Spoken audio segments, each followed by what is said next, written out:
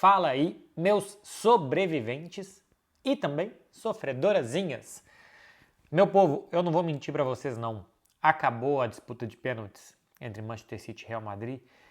Eu fui jantar e lavar louça.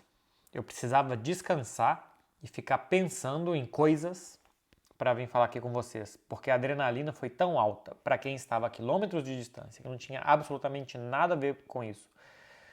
Porque o jogo foi tão bom que eu precisava baixar a adrenalina para conseguir vir aqui e explicar com minimamente alguma coerência o que eu achei de Manchester City 1, Real Madrid 1. Também vou falar no finalzinho do vídeo aqui sobre Bayern de Munique e Arsenal, porque acho que tem coisas importantes a falar também sobre esse jogo, de onde saiu o adversário do Real Madrid.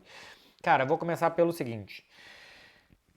A expressão saber sofrer é muito mal utilizada muitas vezes. Saber sofrer não é, por exemplo, o que fez o Real Madrid quando passou pelo Manchester City ganhando com aqueles gols de virada do Rodrigo nos acréscimos no segundo tempo. Aquele dia foi sorte. O Real Madrid teve sorte do Manchester City não ter concretizado, nas muitas poucas que teve o Real Madrid já desesperado, ter conseguido marcar e depois na prorrogação é uma outra história. Aquilo ali é sorte. Saber sofrer é o que fez o Real Madrid na noite dessa quarta-feira no Etihad Stadium. Isso é saber sofrer. É que o adversário vá ter a bola, muito repertório, possibilidades de entrar pelos dois lados constantemente. O rondo que fazia o Manchester City, né? Rodar a bola de um lado para o outro, era sempre com muita intenção. E o Real Madrid esteve por, são quantos minutos? 120 minutos, extremamente concentrado para conceder muito pouco ao Manchester City. É um assédio do Manchester City praticamente ao Real Madrid. É o tempo inteiro, o tempo inteiro, o tempo inteiro. E não tem tantas chances claras pela capacidade do Real Madrid se defender. Então, saber sofrer é saber que o adversário é muito bom, que ele vai te jogar para trás, por mais que você não queira, que ele vai rondar a sua área, mas você vai se manter concentrado, fisicamente bem, taticamente organizado e mentalmente concentrado o tempo inteiro, atento o tempo inteiro, vigilante e solidário o tempo inteiro para não permitir que em nenhum momento esse adversário gere chances claras. O Manchester City não conseguiu. Então, o gol do Manchester City é um gol de rebote. O Manchester City não conseguiu criar oportunidades claríssimas, cara a cara, buraco na defesa do Real Madrid. Não aconteceu esse tipo de coisa. Nos dois jogos, o jogo de volta teve algo a mais ainda para o Real Madrid, que é o seguinte. O Manchester City fez 3 gols de chutes de fora da área na ida, um deles de cobrança de falta, mais 2 chutes de entrada de área de jogadas construídas.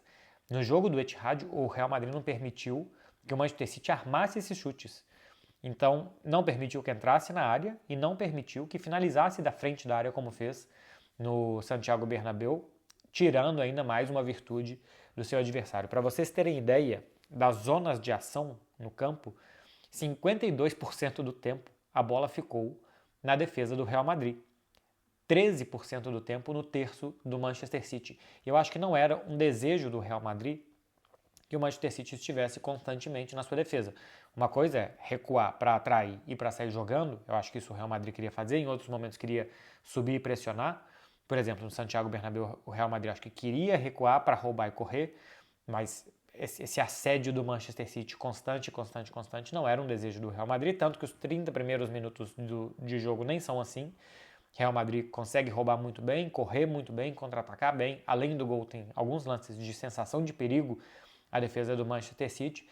Mas vai tendo controle, domínio, pressão. E o Real Madrid conseguiu resistir heroicamente. O Carvajal jogou demais. O Carvajal é muito bom. Acho que ele teve alguns momentos de baixa na carreira dele, o que é normal. Mas o normal do Carvajal é ser muito bom em saída de bola, chega bem à frente também, e o que ele fez hoje na marcação do Grealish e depois do Doku é muito bom. Ainda que o Doku tenha sido um tormento nos primeiros minutos, né? Acho que no segundo tempo da prorrogação ele já não tem tanta vantagem física, ou ele já não está mais tão inspirado, ele já está um pouco mais marcado e manjado, que ele já não é tão perigoso assim nos 15 minutos finais, mas no final do segundo tempo, do tempo normal, e no primeiro tempo da prorrogação, gera muitos problemas e ainda assim o Carvajal vai muito bem. Foi muito bem o tempo inteiro contra o Grealish e depois foi bem, embora tenha gerado mais problemas, com o Doku. Gostei muito do jogo do Bellingham, muito. Acho que o Bellingham não vinha jogando bem, não faz uma segunda parte de temporada perto do que foi a primeira parte da temporada dele, mas ele teve um papel fundamental, tanto em voltar para marcar, o tanto que ele ajudou na defesa, como também, como o Real Madrid não tinha centroavante, muitas vezes precisava lançar a bola para frente, ou, por exemplo, a participação do gol, né? Que ele fala um domínio espetacular. Primeiro que ele consegue ler a jogada, correr no tempo certo, não ficar impedido, o domínio, segura a bola, segura, até que a jogada se desenvolva para o cruzamento do Vinícius e o gol do Rodrigo. E muitas vezes foi isso. Foi ganhar duelo no alto, foi baixar a bola, foi fazer o papel de pivô de centroavante, que é tão difícil de fazer, que o Haaland, por exemplo, tem muita dificuldade de fazer, né? Baixar essas bolas, ganhar esses duelos. E o Bellingham conseguiu ganhar e tinha um papel muito importante de avançar metros segurando bola para que os outros jogadores se aproximassem, para que viesse pressão do Manchester City em cima dele e ele soltasse bola para jogadores correr. Eu acho que, especialmente no primeiro tempo, ele fez isso muito bem. No segundo tempo, não por culpa dele, mas por mérito do Manchester City, que encurralou o Real Madrid, o Bellingham não conseguiu fazer isso. Tanto que o jogo do Rodrigo e do Vinícius também no primeiro tempo é bastante melhor do que no segundo. Saem exaustos pelo trabalho defensivo que fizeram, porque no segundo tempo eles não tinham bola para correr. Né? O Real Madrid não conseguia minimamente ficar com a bola no pé. Vou até olhar estatísticas de posse de bola do segundo tempo. O segundo tempo teve 72% de bola do Manchester City, 28% do Real Madrid. O primeiro tempo foi 63-37. Teve bastante mais a bola Teve 10% praticamente mais de bola no primeiro tempo do que no segundo. O Real Madrid muito bem fechado, protegendo o lado do Carvajal com o Grealish. Do outro lado, começou o Foden aberto pelo lado, depois foi o Bernardo. Ainda que chegassem ajudas e o Walker jogou como zagueiro, né? Nem jogou como falso lateral, jogou como zagueiro. Walker e Rubem Dias, Gvardiol atacando pelo lado e o Akanji atacando por dentro. Do lado do Mendy, que é fisicamente, cara, acabou a prorrogação, nem parecia que ele tinha jogado 120 minutos, que é fisicamente muito forte. O Manchester City precisava dobrar ou triplicar ali, fazer muitas ultrapassagens, porque num contra um com ele era muito complicado. O Rodri foi crescendo no segundo tempo, girando bola, fazendo com que o Real Madrid tentasse se desestabilizar um pouco, mas não conseguiu, cara. É quase que um monólogo do Manchester City, mas com o Real Madrid lendo todas as falas, né? Sim, por um lado, só o Manchester City falou com a bola no pé, por outro lado, o Real Madrid fez a leitura labial, ou a leitura de pensamento do Manchester City, o que quer dizer que o Carlo Ancelotti estudou muito bem o adversário, conseguiu fazer uma tática para parar. Falo aqui com vocês praticamente todas as vezes que o Ancelotti não é só um tiozão engraçado e emblemático e caricato e bom de grupo, não, ele é excelente estrategista. E eu acho que o mérito do Real Madrid de parar o Manchester City, de não conseguir que o Manchester City, apesar de ter finalizado 34 vezes contra 8 do Real Madrid, gerasse ocasiões de gols, tem muito do Carlo Ancelotti, de como ele conseguiu posicionar, explicar para os seus jogadores em campo, e a partir daí os jogadores têm que ganhar os duelos, né? A mentalidade dos jogadores do Real Madrid, a capacidade técnica deles, fez com que eles ganhassem muitos duelos e conseguissem levar esse jogo até quando eles pudessem ter oportunidades. Ou de um contra-ataque, ou de uma bola parada, ou quem sabe de uma bola desviada, uma jogada individual, ou nos pênaltis.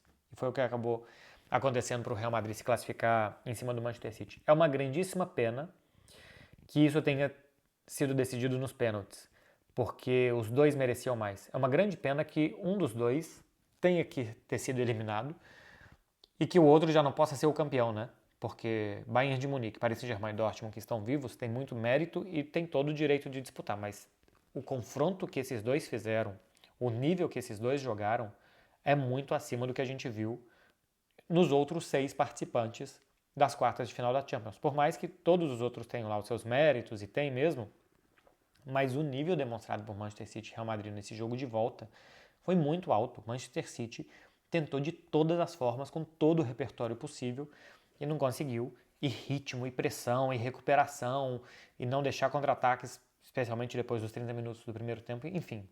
Foi um ritmo muito bom. É uma pena que alguém tenha que cair. É um grande privilégio que todos nós possamos ter visto os 210 minutos dos confrontos desses times. Eu acho que às vezes um bom jogo não é um jogo cheio de gols. Eu acho que o jogo foi muito melhor no Etihad do que no Santiago Bernabéu, até pelo fator emocional, né, a urgência de um jogo decisivo. Mas 1-1 para mim é um jogo mais bem jogado do que o 3-3, que ficou muito aleatório pela forma com que os gols aconteceram. Achei um jogo completo do Real Madrid, quase completo do Manchester City, que não conseguiu furar esse bloqueio do Real Madrid mais de uma vez. Kevin De Bruyne fez o gol de rebote. Do Real Madrid, dos brasileiros, Rodrigo e Vinícius no primeiro tempo muito bem, no segundo com mais dificuldade, 20º gol do Rodrigo já em Liga dos Campeões com o Real Madrid. Além deles serem ótimos, eles são, parece que melhores ainda na Liga dos Campeões. A estrela desses dois, a capacidade que eles têm de crescer em jogos grandes é impressionante. Daqui a pouco a gente vai perceber, porque como eles são muito jovens, ainda parece que não são tão protagonistas ou que talvez tenham outros. Daqui a pouco a gente vai perceber o tamanho do que estão fazendo Rodrigo e Vinícius com a camisa do Real Madrid. Nos pênaltis, o Manchester City poderia ter começado com uma grandíssima vantagem, né? Começa cobrando e o primeiro batedor erra. E aí tem uma coisa que eu não sei se alguém que está aí do outro lado se lembrou, mas eu na hora lembrei. Quando o Bernardo bate no meio e erra. Aquela fala do Dibu Martínez, dizendo que na final da... Agora eu não lembro se era na final da Copa ou se foi contra a Holanda, nas quartas de final, que ele falou com o Dybala, bate no meio. Acho que foi na final. O Tchouaméni tinha acabado de perder o pênalti, e o Dibu Martínez depois explica numa entrevista que ele pediu para o Dybala bater o pênalti no meio. Porque ele falou, depois que alguém perde um pênalti, o goleiro seguinte quer mostrar serviço para que o adversário também perca. Então ele pula. Então bate no meio, porque no meio ele não vai ficar. Então tinha perdido o pênalti o Modric, o Ederson tinha defendido, e eu não sei se o Bernardo pensou nisso, se o Lunin pensou nisso, se foi uma grandíssima coincidência, mas o certo é que o Bernardo bateu no meio. Eu até acho que para a batida no meio, a batida dele foi segura, porque ela foi no meio e alta, porque às vezes quando é no meio e baixo o goleiro pode pegar com os pés, ali não tinha chance do Lunin pegar com os pés, não é forte o suficiente para poder virar um field goal, né, e por cima, só que o Lunin também leu muito bem e fez a defesa, e depois com o pênalti perdido pelo Kovacic, o Real Madrid administrou até o final e converteu todas as suas cobranças. Classificado o Real Madrid para jogar contra o Bayern de Munique nas penalidades de um grandíssimo confronto, mais um. Vamos ver se no ano que vem tem mais, e tem mais, e tem mais. Entre essas duas equipes que nos últimos anos têm presenteado a gente que gosta de futebol com dois duelos de estilos, de mentalidades, de filosofia, de forma de viver o futebol, né? O Real Madrid não liga de não ter a bola, não liga de se defender. E não é nem que não liga porque não acha que é importante. Ele sabe que o adversário vai ter e ele consegue se armar e competir de forma confortável tendo que defender. Tem time que não consegue se defender, que não se sente confortável, que jamais seria capaz de defender 120 minutos do Manchester City. O Real Madrid consegue fazer isso e faz com muita qualidade. Passou o Real Madrid para jogar contra o Bayern de Munique, que completou mais um muito bom jogo contra o Arsenal. Até melhor do que na Inglaterra. Na Inglaterra eu acho que o Arsenal se desesperou, cometeu muitos erros individuais no ataque, na defesa. O primeiro gol do Bayern de Munique é uma jogada muito mal produzida pelo Bayern de Munique, né? pelo Arsenal, perdão, na Inglaterra. Tem maus momentos que o Bayern vira o jogo e tal, então enfim, foi um jogo mais caótico do que o jogo de volta, onde o Bayern teve mais controle, domínio, ritmo, segurança, confiança também, contra o Arsenal, que até como não teve tantos erros individuais, se manteve mais vivo na disputa, mas que gerou pouco, né? Não teve grandes intervenções do Manuel Neuer.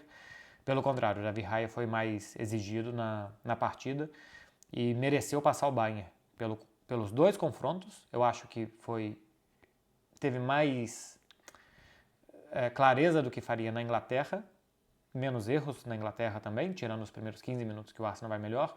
E na Alemanha, acho que o Arsenal sempre soube mais o Bayern, sempre soube mais o que queria fazer e passa com justiça. É um time bastante regular essa temporada, que está tentando achar na Liga dos Campeões uma forma de se salvar e de salvar a temporada. Pode ser que consiga, porque tem grandes jogadores e que estão mais confiantes e que vão com tudo que tiver na Liga dos Campeões. Não é um time completo. O Real Madrid, por exemplo, é completinho, né? O Real Madrid tem de tudo. O Bayern de Munique não é assim.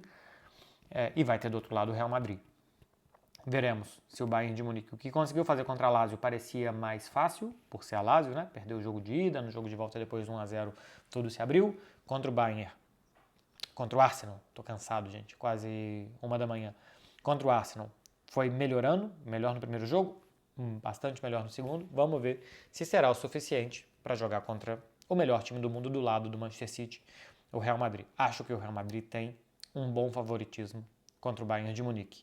E do outro lado, o Paris Saint-Germain, como eu já disse para vocês no vídeo de ontem, tem um bom favoritismo contra o Borussia Dortmund. Uma coisa, o número de toques na bola, simplesmente porque vocês sabem que eu olho muito essas coisas e tal, do Harry Kane e do Haaland foram iguais nos dois jogos. 21 toques na bola deram os dois, segundo o SofaScore. Me pareceu que o Bayern quis muito que o Harry Kane não saísse da área, porque ele tem capacidade para fazer isso, né, para armar jogo, para trocar de posição e tal, mas me parece que ele queria muito o Harry Kane dentro da área, que ele ficasse com os dois zagueiros ali, que em bolas cruzadas na área, quando o Bayern de Munique fizesse a bola chegar até lá, tivesse um especialista para definir, e que não era tão necessário que ele saísse para balançar a defesa do adversário, para levar zagueiro com ele, para que o Musiala entrasse, enfim. Acho que propôs um pouco menos de caos e um pouco mais de calma o Bayern de Munique, e isso se refletiu que a bola nem chegou tanto assim para o Harry Kane, mas que queria o Harry Kane fazendo um papel mais de jogador diário. Do Haaland eu nem vou falar porque foi mais uma figura de novo apagada, até ganhou um pouco mais de duelo do que no Santiago Bernabéu, no jogo contra o Real Madrid, mas prefiro destacar o que eu já destaquei desse outro confronto. É isso, meu povo, o que eu vi desses dois jogos das quartas de final da Liga dos Campeões. Na primeira semana de maio, nós teremos os jogos de ida da semifinal. Na segunda semana de maio, dias 7 e 8, nós teremos os dois jogos de volta das semifinais da Liga dos Campeões. Dia 1º de junho, a decisão em Wembley. Veremos quem estará lá. Se será um espanhol, um francês ou um dos dois, ou quem sabe os dois, alemães. Meu povo, curte aqui se vocês gostaram, chegaram até aqui, acho que vocês gostaram do vídeo, porque me ajuda, é a única coisa que eu estou pedindo para vocês, é só isso mesmo. E quem não for inscrito, que não quiser perder os próximos conteúdos, sexta-feira eu vou responder as perguntas de vocês, vou abrir caixinha de perguntas nessa quinta-feira no Instagram, sexta-feira eu faço o vídeo tradicional respondendo as perguntas, no sábado, pós-jogo do feminino do Barcelona contra o Chelsea, talvez eu faça uma prévia bastante provável para o domingo de Real Madrid e Barcelona, e no domingo o pós-jogo do Clássico Espanhol. Grandíssima semana para o Real Madrid, uma porcaria de semana para o Barcelona, e agora tem um campeonato espanhol para ver se o Barcelona consegue recuperar um pouquinho o orgulho, ter uma pequena vitória na temporada que é ganhar do Real Madrid, ou se o Real Madrid vai dar o golpe de misericórdia e acabar completamente com a temporada do Barcelona e praticamente sacramentar o título espanhol de forma matemática, né? Na prática, cá entre nós. É isso, meu povo. Beijo para vocês, boa noite, obrigado por ter chegado até aqui, hein? Valeu!